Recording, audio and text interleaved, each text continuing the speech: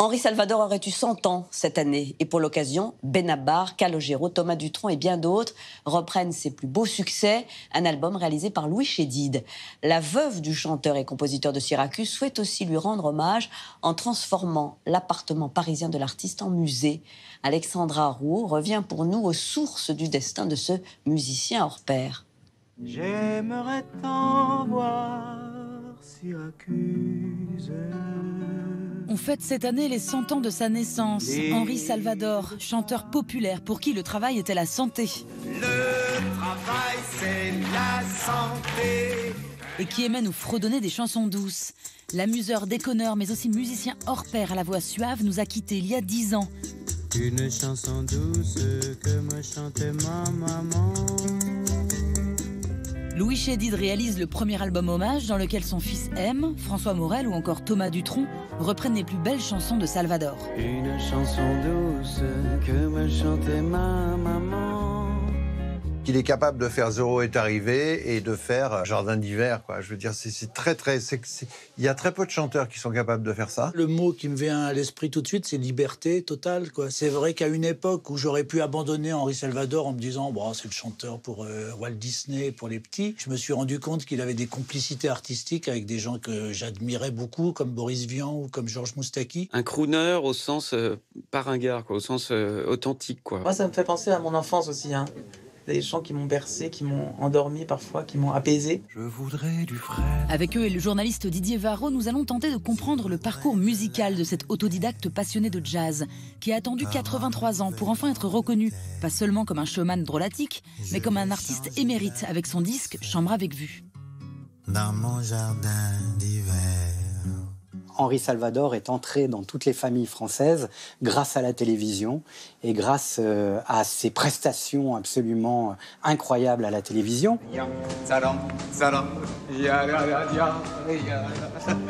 Je continue. C'est un des premiers blacks aussi qu'on découvre à la télévision. Et puis cette façon de faire le show, c'est un entertainer à l'américaine et qui ose tout.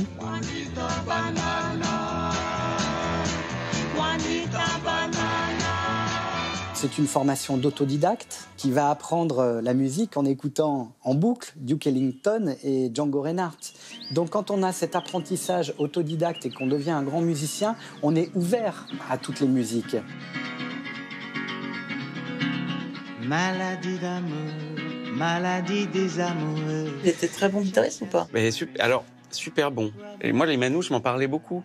De Henri, ils étaient tous fans. Et il y a des trucs où il accompagne, il fait une espèce de pompe monstrueuse. Il avait un swing terrible, tu vois, de ces années-là. Et du coup, il était très fort en rythmique. Mais il faisait aussi des positions d'accords, tu vois, des voicings, des renversements, des suites. Il m'a montré des fois des trucs dissonants, super beaux, tu vois, des trucs... Dans la jungle, terrible jungle, le lion est mort ce soir. Né en 1917 à Cayenne, en Guyane, de parents guadeloupéens, Henri Salvador n'a eu de cesse de s'intéresser à toutes les musiques du monde et encore mieux, il se les appropriait.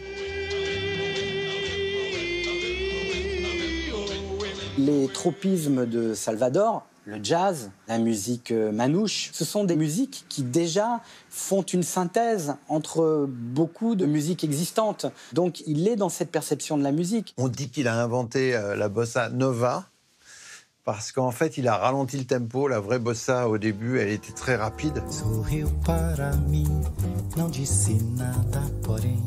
Il a pris ce rythme-là, il l'a descendu de je ne sais pas combien de points au niveau du tempo.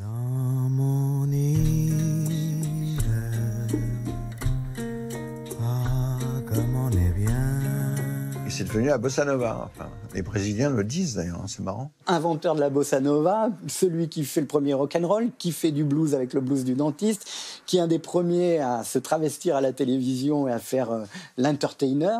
Ça fait beaucoup de premières fois, hein. C'est une sorte d'inventeur, Salvador.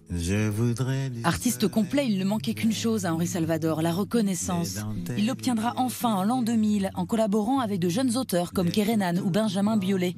Salvador s'impose comme le crooner magnifique dans un jardin d'hiver.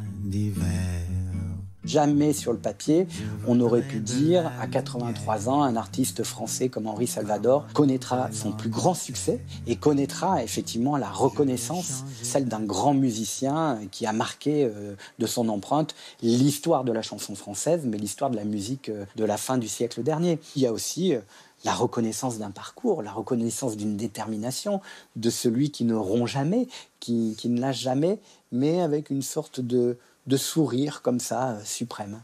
J'ai fait mon métier en joyauderie que je suis, mais je ne cherche pas l'éternité.